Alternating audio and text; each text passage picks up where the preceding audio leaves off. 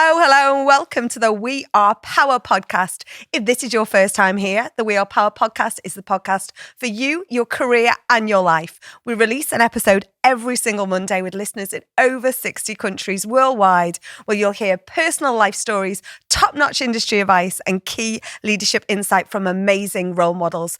As We Are Power is the umbrella brand to Northern Power Women Awards, which celebrates hundreds of female role models and advocates every year. This is where you can hear stories from all of our awards alumni and stay up to date with everything MPW Awards and We Are Power.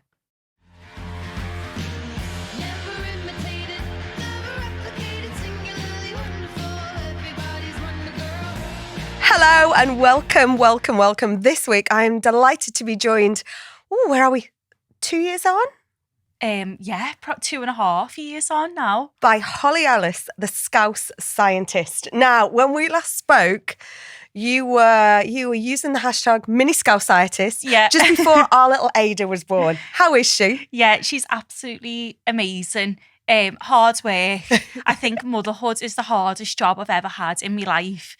But yeah, all good, and just getting used to the juggle of working and being a mum and everything like that. And how do you describe, because on your Instagram you talk about, scientist, you talk about dog mum, mum to Ada. How do you describe your day job or your life?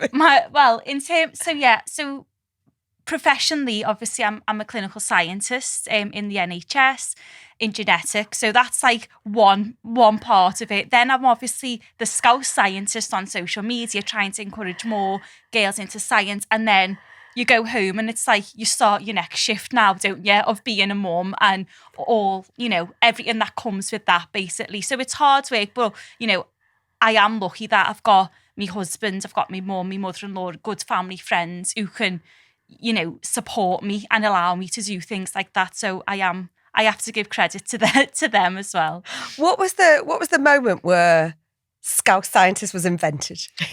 Well, it was actually a while ago now. So I first started this. I always had the idea of I always wanted to be a science TV presenter. That's always what I wanted to do.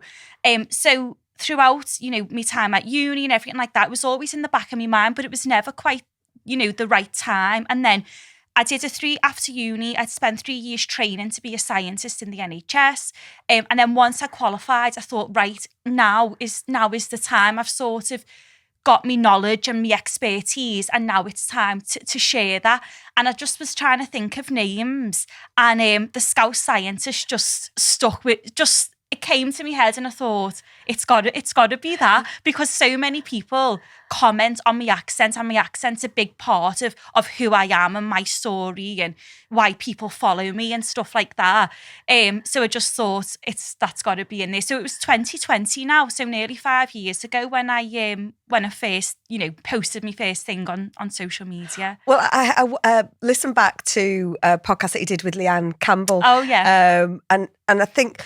It was a video clip, I think it started as, didn't it? And then all of a sudden, because I remember she was interviewing you going, oh my gosh, this has been picked up by the media. This is, it just went bonkers, didn't it, from step one? Yeah, it did. So I put a few videos out, and then all of a sudden schools were getting in touch because they were like, please come into my school, please come and do a talk. Our kids would be so inspired and all of that. And then, I was getting asked to go on Radio Merseyside, the podcast with Leanne Campbell. I did podcasts with Tom Solomon at Liverpool University as well. So it just sort of snowballed, and I was made up, really, because that's what I wanted. I wanted to get my message out there. And then obviously I had a little break, a bit of a longer break than I thought when I had Ada and I was on maternity leave. I had all these ideas of what I was going to do. And I did none of I survived, basically. I played back our pod from 2023, and it was like, you know what? And I think what I'm going to be able to do is I'm going to be able to put more time into the Scouse Scientist, because I think, I know it's going to be hard, but, I think, my mum be able to look after it, as well. And, so no. No, I was so naive. Looking back, I was so naive. But I think most people are, unless you've, been in the situation yourself. And I found it really, really hard. I had a traumatic birth. I had, just a lot of, I had birth trauma and a really difficult time. I think looking back, I think I had postnatal depression and things like that. And I really struggled. I can honestly say I've never really had mental health problems. I'm lucky in that until I had the baby. And then all of a sudden, I was just felt so out of my depth. Give me an Oxford entrance exam any day. I know how to deal with that. I can revise. It's logical. I know exactly the steps I need to do to pass. But with the baby, there's no manual. And that's what I wanted, really. Someone to tell me what to do. But it's so illogical and you can't control what happens. You do all the right things, but then the baby still doesn't sleep or stuff like that. And I think that's what I personally struggled with. So how did you deal with that? It was hard. It just took time to get used to this new way of life, really, because I'm so all through school, I went to school, I went to uni, I did a master's, then I did a 3-year graduate scheme, and it was all very much, this is what I want to do and this is how I'm going to do it. And I'm a very controlled, organised, logical person. So this was just like, well, the chaos of it was my worst nightmare, really. Just like no routine, no sleep. I just really struggled. But like I say, I am dead lucky. I had so much support. I had my husband, my mum, my mother-in-law, friends, family. And it gets easier. That's the only thing I can say. And actually, now, the worst thing was people saying, enjoy every minute. And I was thinking, how can I be enjoying this? I've had no sleep. I'm in agony. I've had an emergency C-section and all this. But I feel like I've just slowly learned, how to deal with it, and that I am a perfectionist as well. That's the other thing. And there's no such thing as being perfect in motherhood, because you just constantly got things to learn. But I feel like I'm over the shock of it now. But that first 6 months, I'd say, was really hard. What advice would you give to yourself 2 years back? I'd say just don't be so hard on yourself, because I wanted everything to be perfect. And, at school, I was used to being, top of the class without sounding big-headed, in most things. And I never really found things hard or difficult.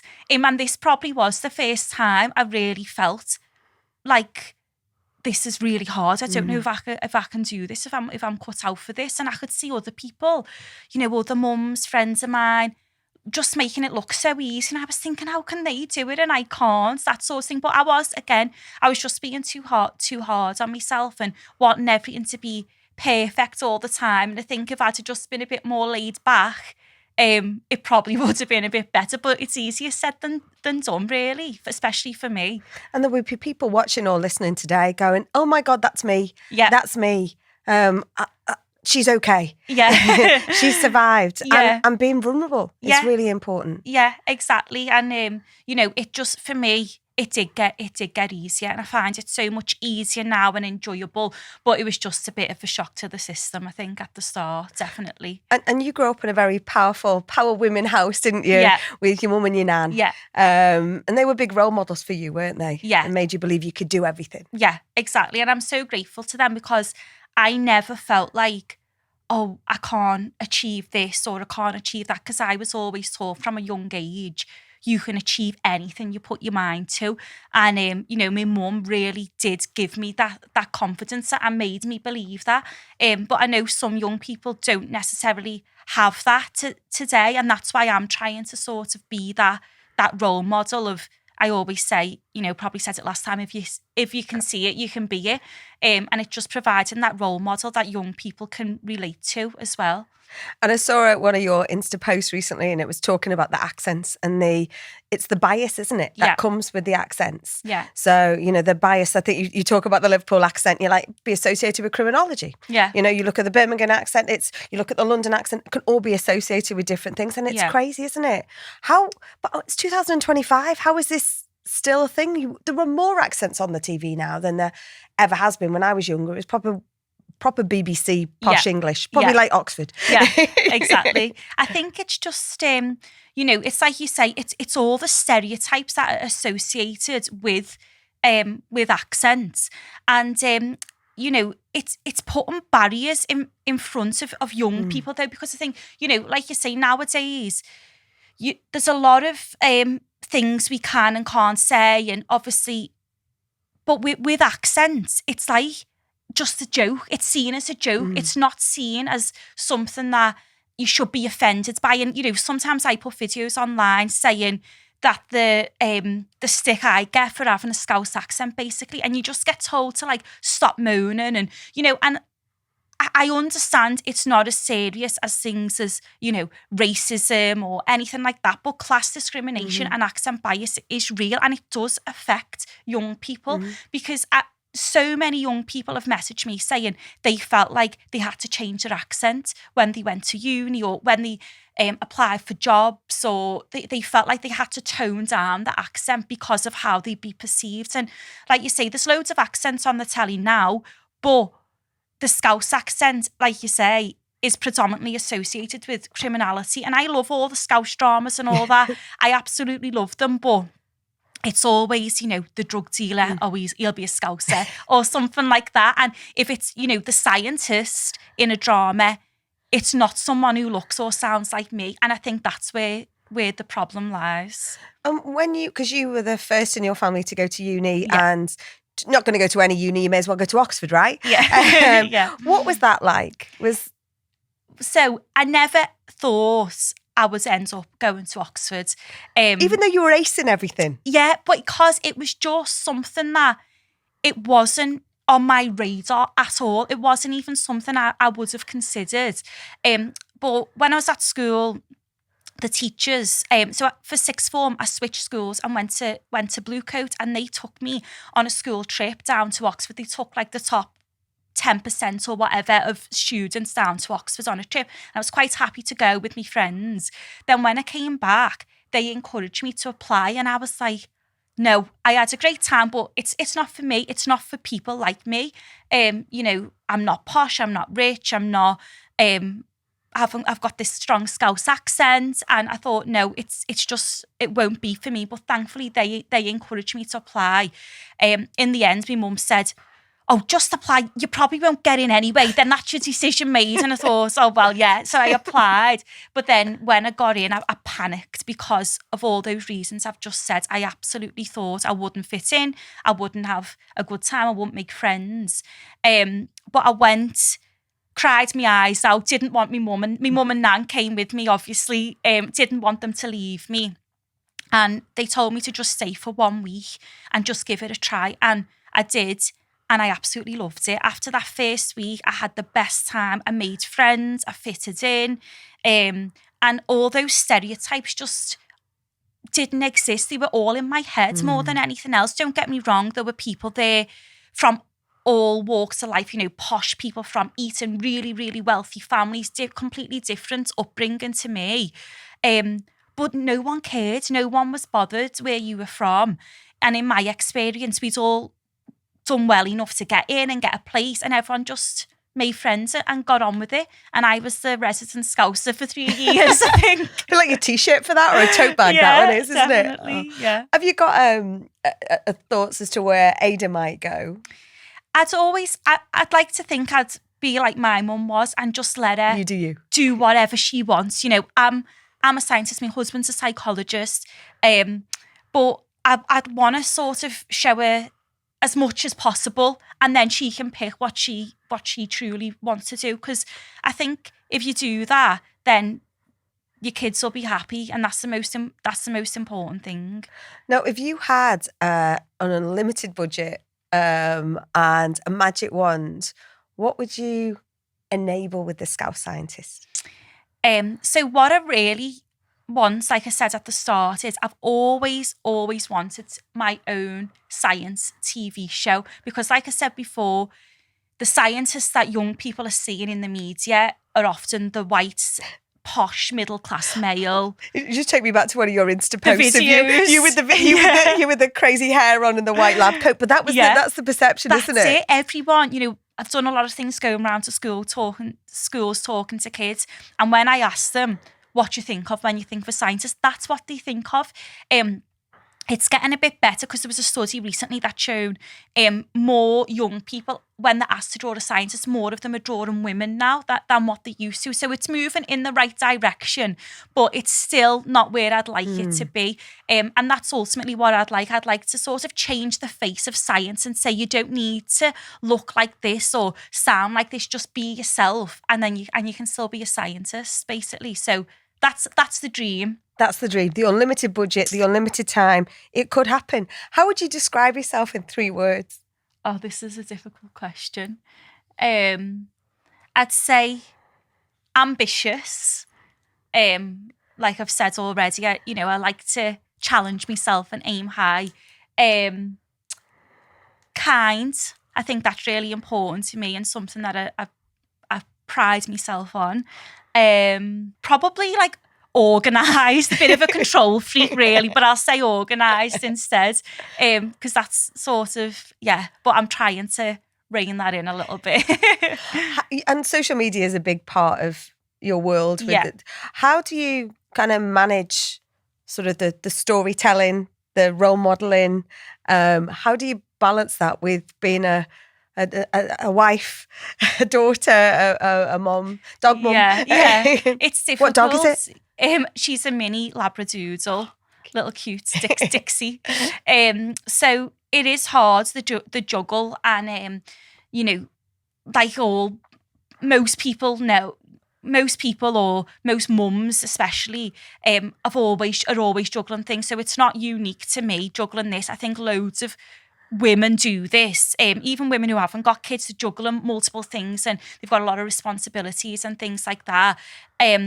But it's just about, for me, when I'm in work, that's it. I'm clinical scientist Holly. I get my job done at work. I have Mondays off now, not off because I'm doing my other job of spending time with my daughter. But it's just trying my best to focus on one thing at a time, and then making sure, when I am with my daughter, that's mine and her time, and I'm not sort of on my phone and doing bits. I do try and make sure I get that quality time with her as well. And then once she's in bed, if I'm not completely exhausted, then that's when I'll start with me social media stuff as well. And social media can be seen in some environments as being toxic, and it can be too much, and we're always on our phones and stuff. But what is the moment that, from feedback from the Scouse Scientist and from your account, that made you really feel like you were making that difference? It's the messages from the young people that I get. Honestly, it's, sometimes you just think, oh, what's the point? Just forget it all. Why don't I just, like we were saying before, have a simple life, go to work 8 to 4, come home, that's it. You don't have all this stress. But it's like a passion inside me that I enjoy it and I love doing it. And it's really the messages from young people. I've had so many young girls in particular message me and say, oh, I've got a place at Oxford, but I'm from Liverpool and I don't know whether to take it, or what do you think I should do about it, and all of this. Or, young people saying, you've really inspired me and now I want to be a scientist. I never thought that was achievable, or I never knew how to do that. And it's that keeps me going. And don't get me wrong, social media can be toxic, and I've had my fair share of trolls on there as well. But for me, the trolls, I get a lot of stuff about my accent, again, saying, can't understand a word she's saying, and blah, blah, blah, and all this, and all the negative things about Scousers. But I'm just like, you're proving me point here. Yeah. This is a lot of exactly what I'm saying. To those trolls they're actually giving me more engagement in some cases, because then you get other people arguing back with them and all stuff like that. But they are proving my point of this accent bias. Do you engage with them, or do you just, I'm not going down that hole? It's hard, because sometimes I have done, and my husband says, don't give them the ammunition. Give me your phone. Just ignore them. I wouldn't get into an argument or anything like that. But sometimes if I've had someone saying, I've forgotten what the worst thing, there was some really bad ones just about, Scousers are all being thick or something like that. And I just put, thanks, you're proving my point back to them. But maybe I shouldn't have engaged. I don't know, but I couldn't help myself that time. So we talk a lot about STEM, don't we? Yeah. Or, there's a lot of talk about STEM, but sometimes people think, well, that's just not for me because it's a bit like science. That I don't associate with the S. Yeah. I don't associate with the T. I don't associate. Yeah. But it's in everything we do, isn't it? Yeah. It's everywhere. What advice would you give out there for young people who think that's not for me? I think I'd say, like you say, it's in a lot more areas than you think. And, it's science, technology, engineering and maths. But there's a lot of jobs other than just being a scientist or being an engineer. Technology, nowadays we're surrounded by technology, the use of AI, all of that. So you could do something to do with that and go down a completely different route. There's so many options within STEM. It's not just one thing. Even being a scientist, I'm a healthcare scientist in genetics. There's hundreds of different types of scientists. So I think if you looked into it, I'd just say don't rule it out until you've learned a bit more about it. And this is the visibility of what you do is so important, because if you can't see it, like you say, you can't be it. What part has AI got to play in your world? So it's a bit difficult really at the minute because it's so new. And I think for me, in genetics or genomics, we don't know how to use it, yes, for the best of our ability, but I think it's going to become huge. So a lot of what we do is diagnosing patients with genetic conditions. It's looking at the whole genome, so looking at all 22,000 genes at once to try and provide patients with a diagnosis that then they can use that diagnosis to then have successful treatments and so on.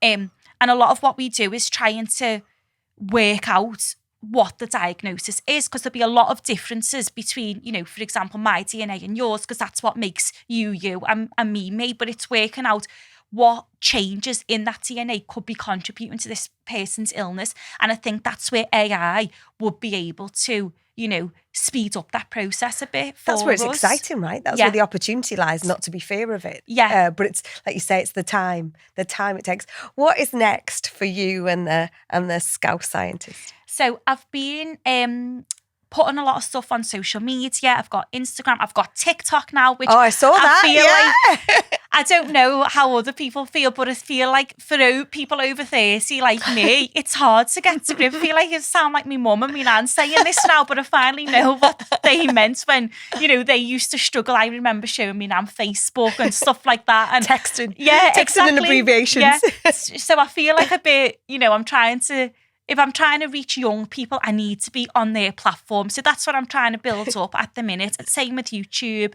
I've signed a contract now with a talent agency as amazing. well. Yeah. So that was after I did a radio appearance with Radio Merseyside, and the interview was filmed and put on social media. Amazing. And that just went absolutely viral. And I was thinking, I've been doing these videos for 5 years, and then one 20-second clip gets literally millions of views.